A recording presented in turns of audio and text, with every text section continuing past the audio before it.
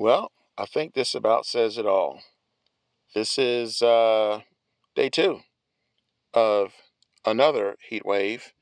We are just at 100 degrees, and this is another buyer to build it. This is going to be quick because that is Mad Max in the background. He's a angry rooster.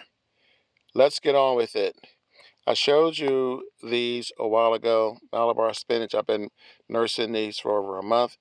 A few of these are missing, technically not missing, but transferred over to here. This was our latest Buy It or Build It project.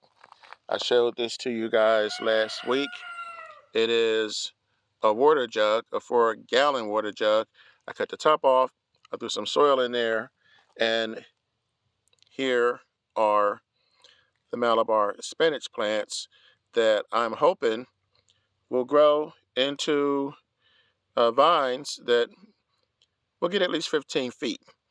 I am seriously considering feeding this to my new chickens, but that's it. Again, this was free. I get my drinking water out of this.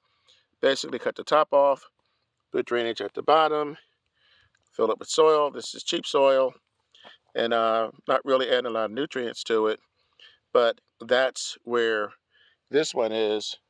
This one we did a week or two ago, but I did promise you a second project because last week was 4th of July in the United States.